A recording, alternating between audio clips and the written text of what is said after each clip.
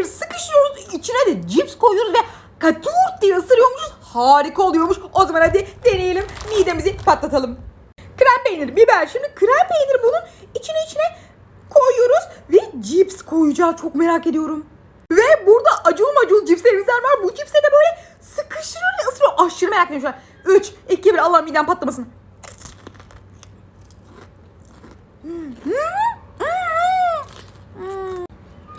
Mükemmel. Ya da vazgeçtim. O kadar mükemmel değil ama güzel.